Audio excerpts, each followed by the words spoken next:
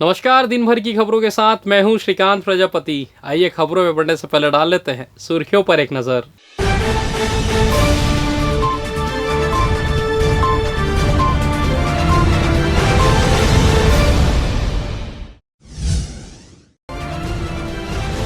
सड़क पर केक काटना पड़ेगा भारी, असामाजिक तत्वों पर कार्रवाई तय।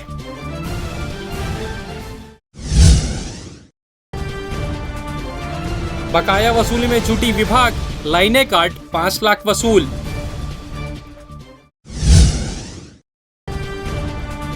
कोचिंग संचालक के घर टूटा ताला, 7 लाख से अधिक की चोरी।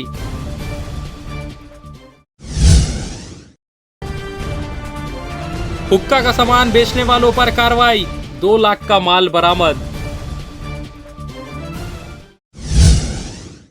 तो ये थी सुर्खियां, खबरें विस्तार से। बिलासपुर रेंज के आईजी रतनलाल डांगी पुलिसिंग व्यवस्था दुरुस्त करने सभी पुलिस अधीक्षकों को निर्देश दिए हैं, जिसमें चौक चौराहों में लगने वाले युवकों के मजमे के साथ साथ सड़क पर केक काटने वाले युवकों के खिलाफ कार्रवाई करने कहा गया है। यही नहीं, आईजी ने यह भी फरमान जारी किया कि सोशल मीडिया पर बंदूक, तलवार और केक काटकर वीडियो अपलोड करने वालों के खिलाफ भी कार्रवाई की जाएगी। आईजी ने पत्र में सीधे और साफ लिखा है कि सड़क पर केक काटने का वीडियो वायरल हुआ और पुलिस तक पहुंचा तो सीधे संबंधित थानेदार पर कार्रवाई की गाज गिरेगी।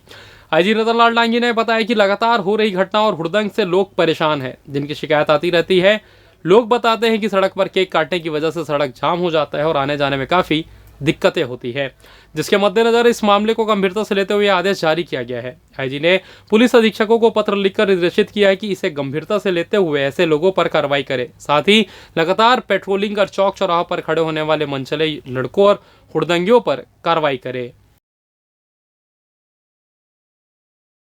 इधर आईजी के आदेश के बाद से तोरवा थाना में पहला मामला दर्ज किया गया है, जहां पर बीच चौक में केक काटने वाले युवक को पुलिस ने हिरासत में लेकर उसके खिलाफ कार्रवाई की। आपको बता दें, तोरवा चौक में रहने वाला युवक बीच चौक में अपने दोस्तों के साथ केक काट रहा था, जिस पर पेट्रोलिंग टीम की नजर पड़ गई। पेट्रोलिंग को आते देख वहां पर खड़े युवक भाग निकले, मगर जिसका जन्मदिन था वह युवक पुलिस की गिरफ्त में आ गया। तोरवा पुलिस ने इस मामले में खाता खोलते हुए युवक को गिरफ्तार कर लिया है और उसके खिलाफ कार्रवाई की है।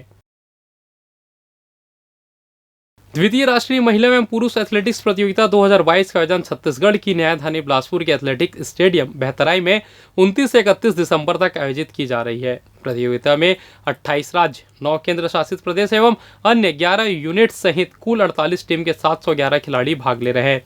प्रतियोगिता में अंतर्राष्ट्रीय एमेच्योर एथलेटिक्स फेडरेशन के मापदंड के अनुरूप खेल उपकरण व सामग्री उपयोग में लाई जा रही है।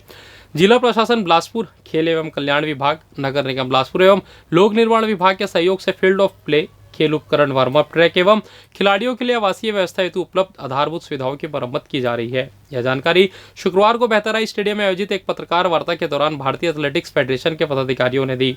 प्रतियोगिता संपन्न कराने हेतु भारतीय एथलेटिक्स फेडरेशन के 27 टेक्निकल डेलीगेट्स एवं टेक्निकल ऑफिशियल्स, छत्तीसगढ़ के 50 ऑफिशियल्स एवं 125 वॉलंटियर्स तथा आयोजन समिति के सदस्यों सहित लगभग 350 अधिकारी कर्मचारी भाग ले रहे हैं।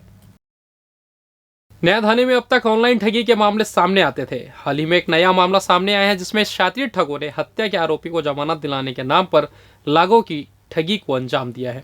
यह पूरा मामला तोरवा थाना क्षेत्र का है, जहां देवरी खुद मोड़ पर रहने वाली प्रियंका खूटे के पास कॉल आया, जिसमें आरोपी ने अपना नाम योगेश खूटे बताया और अपना परिचय जेल अधिकारी के रूप में दिया। आरोपी ने महिला के पति दीपक सोनी, जो वर्तमान में शक्ति उप जेल में हत्या के आरोप में सजा काट रहे हैं, उसका जमानत कराने का झांसा दिया और उसके एवज में उसने 50,000 रुपए की मांग की। पैसे की व्यवस्था होने पर महिला ने उसी नंबर पर फोन किया, जिसके बाद पैसा लेने 2 लोग मोटरसाइकिल में आए। उन्होंने महिला को फोन कर देवरी खुद मोड़ पर बुलाया, जहां महिला ने उन्हें पैसे दे दिए। पैसे देने के बाद भी जमानत नहीं होने पर महिला ने उसी नंबर पर फिर फोन किया, जहां ठगों ने जल्द जमानत कराने का आश्वासन देते हुए और रुपए की मांग की। साथ ही उन्होंने 3 अकाउंट नंबर दिए। जालसाजों के कहने पर महिला ने 15 बार में उनके बताए खातों में 1,36,000 रुपए जमा कर दिए। इसके बाद भी उनके पति की जमानत नहीं हो पाई। 1,86,000 देने के बाद भी जमानत नहीं होने की स्थिति में महिला अपने आप को ठगा हुआ महसूस करने लगी, जिसके बाद महिला ने घटना की शिकायत तोरवा थाने में की। इस पर पुलिस ने मामला दर्ज कर विवेचना शुरू कर दी है। दीपावली पर्व के बाद बिजली विभाग ने बकाया वसूली अभियान को तेज कर लिया है। कार्यपालक निदेशक संजय पटेल ने पूर्व में ही सभी अधीनस्थ कर अधिकारियों को बकाया वसूली को लेकर गंभीर होते हुए लाइन विच्छेदन की कार्रवाई करने के निर्देश दिए थे, जिसको अमल में लाते हुए अधीक्षण अभियंता नगर वृत्त और कार्यपालन अभियंता नगर संभाग 1 के निर्देशन में लगातार गुरुवार को बकाया वसूली के लिए अभियान चलाया गया, जहां बिजली विभाग ने 6 टीम बनाकर जिसमें विद्यानगर, विनोबा नगर, साई परिसर, श्रीकांत मार्ग, तारबहार और लिंक रोड पर ताबड़तोड़ कार्रवाई की, जहां 97 घरों में टीम ने दस्तक दी, जिनमें 29 उपभोक्ताओं की जिनके विरुद्ध 5,25,000 रुपए बकाया राशि थी, उनके खिलाफ कार्रवाई करते हुए लाइन काट दिया गया। साथ ही उन्हीं क्षेत्रों में 51 उपभोक्ताओं से 5,53,000 रुपए की वसूली की गई। सिम्स हॉस्पिटल अब ई हॉस्पिटल के रूप में अपग्रेड होने वाला है। इसमें तमाम जांच और ओपीडी पर्ची ऑनलाइन होगी और अस्पताल को पेपरलेस बनाया जाएगा। इससे मरीजों और डॉक्टरों का समय भी बचेगा। साथ ही यह सुविधा सभी मेडिकल कॉलेज से लिंक होगी और एनएमसी मतलब नेशनल मेडिकल काउंसिल की सभी मेडिकल कॉलेज पर नजर रख सकेगी। वर्तमान में ओपीडी में जांच के लिए पहले एमआरडी में लाइन लगाकर पर्ची कटानी पड़ती है। इसके बाद ओपीडी कक्ष के सामने भी एंट्री कराकर मरीज घंटों लाइन में खड़े रहते हैं। लेकिन ई हॉस्पिटल के रूप में विकसित होने के बाद सिम्स के ओपीडी में जांच कराने वाले मरीजों को इस प्रक्रिया से नहीं गुजरना पड़ेगा। केवल एमआरडी में अपना नाम, पता और मोबाइल नंबर दर्ज कराना पड़ेगा। इसके बाद सीधे ओपीडी में पहुंचना होगा, जहां डिस्प्ले में उनका नंबर दर्ज होगा। ओपीडी में डॉक्टर के कंप्यूटर पर मरीज का नाम, पता और मोबाइल नंबर दिखने लगेगा। इसी क्रम में मरीज को टोकन भी मिलेगा और बिना लाइन लगाए वेटिंग हॉल में नंबर अनाउंस होगा। फिर मरीज डॉक्टर से चेकअप कराएगा। डॉक्टर जाँच और दवा को कंप्यूटर में ऑनलाइन दर्ज कराकर प्रिंट मरीज को देगा। इसमें हाथ से दवा और जांच लिखने की प्रक्रिया खत्म हो जाएगी। इसी क्रम में खून, पेशाब, थायराइड, सीटी स्कैन, एमआरआई और एक्सरे सोनोग्राफी विभाग में भी इन मरीजों की जानकारी प्रेषित हो जाएगी। इससे मरीजों का समय भी बचेगा और अस्पताल को भी पेपरलेस किया जा सकेगा। और फिलहाल यहाँ वक्त तो चला छोटे से ब्रेक का, मिलते हैं ब्रेक के बाद, कहीं जाइएगा नहीं।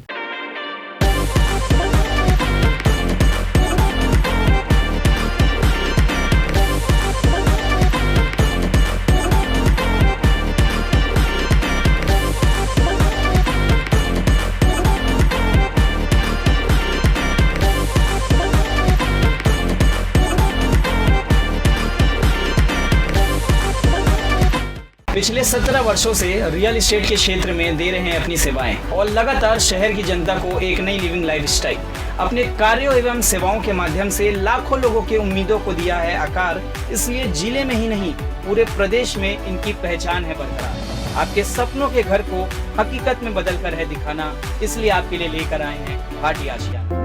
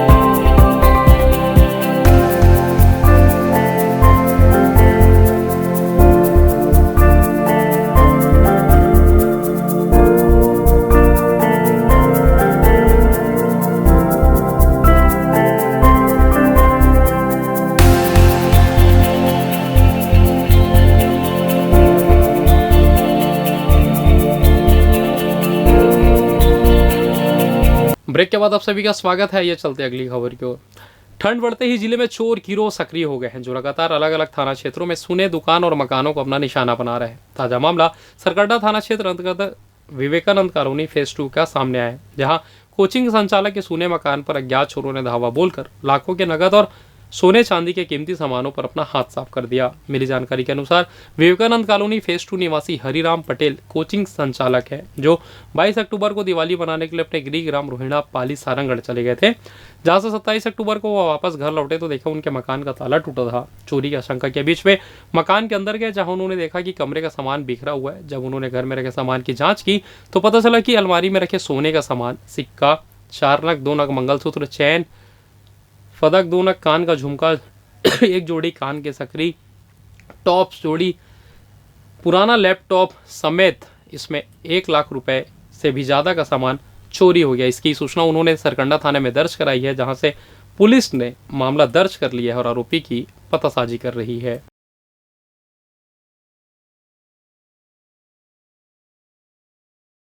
खाद्य तेल एजेंसी व्यापार विहार में 47 लाख रुपए गबन करने वाले आरोपी को पकड़ने में पुलिस को सफलता मिली है। पुलिस ने आरोपी को रायपुर से गिरफ्तार किया है। आपको बता दें कि व्यापार विहार रोड स्थित प्रोपाइटर ईजी एजेंसी द्वारा खाद्य तेल का अन्य कंपनियों से मंगाकर व्यापारियों को बेचने का काम किया जाता है। सन 2019-20 में यहाँ हरदी बाजार कोरबा निवासी मनोज कुमार डोंगरे मनोजर के रूप में काम कर रहा था, जहाँ व्यापारियों से ऑर्डर लेकर उनके पास खाद्य तेल भेजने और पैसा का वसूली करने का काम किया करता था। कंपनी का करता धरता होने का फायदा उठाकर पूर्व मैनेजर मनोज कुमार डोंगरे ने 47,30,376 रुपए हजम कर लिए। जब आरोपी द्वारा व्यापारियों से रुपए लेकर माल नहीं छोड़ने पर और अपना मोबाइल बंद कर फरार चल रहा था। इधर कंपनी ने जब ऑडिट किया तो पता चला कि पूर्व मैनेजर मनोज डोंगरे के द्वारा 47,03,376 रुपए गबन कर लिए गए हैं, जिसकी शिकायत तारबार थाने में दर्ज कराई गई थी। इसको लेकर स्थानीय पुलिस लगातार पतासाजी कर रही थी। इसी बीच पुलिस को सूचना मिली कि आरोपी रायपुर में है, जिस पर स्थानीय पुलिस ने तत्काल टीम गठित कर रायपुर के लिए रवाना किया, जहां गोकुल नगर वृंदावन कॉलोनी रायपुर में दबिश देकर मनोज कुमार डोंगरे को गिरफ्तार किया गया और उसे जेल दाखिल किया गया है। इधर चोरी की मोबाइल को बेचने की फिराक में घूम रहे 2 आरोपी को तोरवा पुलिस ने गिरफ्तार किया है। दरअसल तोरवा थाना क्षेत्र अंतर्गत हुई इस कार्रवाई में एसीसीयू और तोरवा पुलिस के संयुक्त तत्वाधान में 2 आरोपियों के कब्जे से 8 नग मोबाइल बरामद किया गया है। तोरवा पुलिस को मुखबिर से सूचना मिली कि बंगाली होटल के पास 2 युवक चोरी की मोबाइल बेचने की फिराक में घूम रहे हैं, जिस पर पुलिस ने तत्काल मौके पर दबिश देकर दोनों युवकों को पूछताछ किया। पूछताछ में उन्होंने अपना नाम लक्ष्मण उर्फ गोविंद विश्वकर्मा और सैफ मसूरी बताया, जो लाल खदान निवासी है। पुलिस ने जब उनकी तलाशी ली तो उनके कब्जे से 1,05,000 कीमती 8 मोबाइल मिली, जिनके पास कोई भी दस्तावेज नहीं थे। पुलिस ने दोनों को गिरफ्तार कर जेल दाखिल कर दिया है। इधर बिलासपुर जिले की बिल्हा पुलिस ने हत्या के मामले में त्वरित कार्रवाई करते हुए आरोपी को पकड़ने में सफलता हासिल की है। आरोपी मृतक का चचेरा भाई बताया जा रहा है, जिसमें शराब के पैसे नहीं देने पर अपने ही भाई की पत्थर से निर्मम हत्या कर दी। वहीं आरोपी चैतु ध्रुव ने पुलिस को गुमराह करने की भी कोशिश की और हत्या के मामले में अपने एक अन्य निर्दोष को भी फंसाने की कोशिश की, लेकिन पुलिस की मुस्तैदी से निर्दोष को नहीं फंसाया जा सका और पुलिस ने आरोपी को गिरफ्तार कर जेल दाखिल कर दिया। आपको बता दें कि बीते दिन बिलासपुर में एक युवक की बेरहमी से हत्या कर दी गई थी। उसके सिर को पत्थर से कुचलकर हत्या की आशंका जाहिर की गई थी। पुलिस ने मंगलवार की रात गौरा गौरी पूजा देखने गया था वह युवक। इसके बाद वह घर वापस नहीं लौटा, जिसके बाद सुबह उसकी लाश मिली थी। यह घटना बिला थाना क्षेत्र की है। बिला थाना से करीब 15 किलोमीटर दूर बरतौरी गांव का रहने वाला सोरबहरा गोड़ ईट भट्टा में काम करता था। हर साल वह कमाने खाने दूसरे राज्य चला जाता था। इस बार भी वह ईट भट्टा में काम करने गया था। कुछ दिन पहले ही वह दिवाली पर्व मनाने के लिए गांव लौटा था, जिसकी किसी ने हत्या कर दी थी। ग्रामीण और परिजन ने पुलिस को बताया कि मृतक सोरबहरा मंगलवार की रात गाँव में गौरा गौरी पूजा देखने के लिए लौटा था। इसके बाद वह घर नहीं लौटा। तब देर रात उसकी पत्नी व बच्चे खोजने भी नहीं निकले, लेकिन उसका कुछ पता नहीं चला। वह पूरी रात घर नहीं पहुंचा, जिसके बाद बुधवार की सुबह उसकी खून से लथपथ लाश मिली। उसके सिर में गहरे जख्म के निशान थे। 100 के पास ही खून से सने पत्थर भी पड़ा था। ऐसे में उसके सिर को कुचलकर हत्या करने की आशंका जताई जा रही थी। पुलिस ने इस मामले में पूछताछ कर कुछ संदेहियों को हिरासत में लिया और कड़ी पूछताछ में आरोपी ने अपना जुर्म कबूल कर लिया। आरोपी मृतक का चचेरा भाई था और नशे का आदी था। शराब के लिए पैसा नहीं देने पर आरोपी ने मृतक की हत्या कर दी। फिलहाल पुलिस ने आरोपी को गिरफ्तार कर लिया है और उसे जेल दाखिल कर दिया है। तो मृतक का चचेरा भाई चैतू जो है उसके साथ लास्ट बार देखा गया था। जब चैतू से पूछताछ की गई तो चैतू गुमराह करता रहा कि मैं नहीं किया हूँ, मैं छोड़ दिया था उसको दुकान के पास ला के इसके बाद डॉग स्क्वाड को बुलाया गया। डॉग स्क्वाड ने घटनास्थल से करीब 500 मीटर दूर जाके चेतू के घर पे जाके वो रुक गया और बल्कि चेतू के कमरे तक पहुंचा। जब छानबीन की गई तो एक पेंट मिली जिसमें खून के धब्बे जैसा लगा और इसके बाद घटनास्थल को और विस्तृत जांच की गई, चेक किया गया तो वहाँ पे एक चप्पल मिली जो कि चेतू की ही चप्पल थी। और इसके बाद चेतू से पूछताछ की गई तो चेतू टूटा। उसने अपराध के साथ साथ उसने एक अन्य व्यक्ति का नाम भी बताया कि गब्बर, मैं गब्बर के साथ हत्या किया हूँ इसकी करके। पर जब गब्बर के बारे में जांच की गई तो ऐसा प्रतीत हो रहा था गब्बर नहीं है करके। अन्य गवाहों पे और मृतक की पत्नी ने स्वीकार किया कि गब्बर थोड़ी दूर तक गया था पर वापस आ गया था। पर जो अपराधी है चेतू वो बार बार गब्बर का नाम लेता था। तो हमने काफ़ी पूछताछ की और अन्य सबूतों को भी ध्यान दिया तो गब्बर की इसमें भूमिका नहीं आ रही थी। आज रात भर चेतू से, कल रात को पूछताछ की गई चेतू से रात भर, तो फिर वो टूटा और उसने स्वीकार किया कि हत्या मैंने अकेले की है और केवल आरोप या सज़ा से बचने के लिए, सज़ा को अदा करने के लिए मैं गब्बर का नाम ले रहा था करके। तो डॉग स्क्वाड और जो है मौके पे मिली चप्पल, इसके अलावा आई विटनेस जो जिन्होंने लास्ट बार देखा था उन सब के आधार पे जो है चेतू अपराधी प्रथम दृष्टया लगा और पूछताछ में फिर उसने स्वीकार कर लिया। हत्या का कारण? हाँ, हत्या का कारण पूछने पर इसने बताया कि जो मृतक है खुरबारा गोंड वो कुछ दिन पहले ईंट भट्टा से काम करके आया था और उसके पास पैसा था, इसकी जानकारी चेतू की थी। चेतू ने शराब पीने के लिए इससे पैसा मांगा तो मृतक ने मना किया कि त्यौहार का समय है, मेरे को पैसे की ज़रूरत है, मैं तुमको नहीं दूंगा। इसी में दोनों का विवाद काफ़ी बढ़ गया। तो आरोपी ने मृतक के जो सर पे है वहाँ मौके से पत्थर उठा के मार दिया, 3-4 बार पत्थर से मारा, वहीं वो बेहोश हो गया और अत्यधिक ब्लीडिंग से उसकी मौत हो गई। नशे के खिलाफ बिलासपुर पुलिस एक बार फिर से सक्रिय हो गई है, जहां पान दुकान की आड़ में हुक्का सामग्री बेचने वाले 2 आरोपियों को सिविल लाइन पुलिस ने गिरफ्तार किया है। पुलिस ने एक नाबालिग को हुक्का बेचने वाले 2 आरोपियों के कब्जे से बड़ी मात्रा में हुक्का सहित उसमें उपयोग में आने वाले सामान को जब्त किया है। मामले का खुलासा करते हुए सिविल लाइन पुलिस ने बताया कि मुखबिर से सूचना मिली कि लक्की चंदन पान सेंटर प्रताप चौक का संचालक तेलीपारा निवासी विशाल के सरवानी और अवैध रूप से हुक्का तंबाकू बेच रहा है। जहां सिविल लाइन पुलिस ने दबिश दी तो पता चला कि हुक्का सप्लायर तोरवा निवासी नीरज शाह प्रतिबंधित हुक्का सामग्री को बेचने का काम करता है।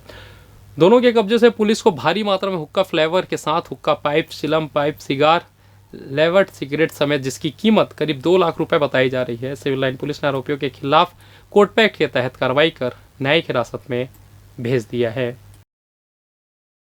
इधर कोरोना वायरस के मामलों में बीते 24 घंटों में काफ़ी कमी देखने को मिली। इसी कड़ी में गुरुवार को 16 नए मरीजों की पुष्टि हुई है। वहीं 33 मरीज स्वस्थ होने के बाद हॉस्पिटल से डिस्चार्ज हुए हैं। गुरुवार को सर्वाधिक 5 मरीज रायपुर से मिले, दुर्ग से 4, बिलासपुर से 1, जशपुर में 1, महासमुंद और बालोद में 2-2 मरीजों की पहचान की गई। इसके बाद छत्तीसगढ़ में कोरोना के 11,77,432 मरीज मिल चुके हैं, जिनमें से 11,63,150 मरीज पूरी तरह से स्वस्थ हो चुके हैं। छत्तीसगढ़ में अभी 141 मरीज एक्टिव हैं। वहीं अब तक 14,141 लोगों की मौत हो चुकी है। और फिलहाल इस बुलेटिन में बस इतना ही। मुझे दीजिए इजाज़त, फिर होगी आपसे मुलाकात। तब तक देखते रहिए BCC न्यूज़।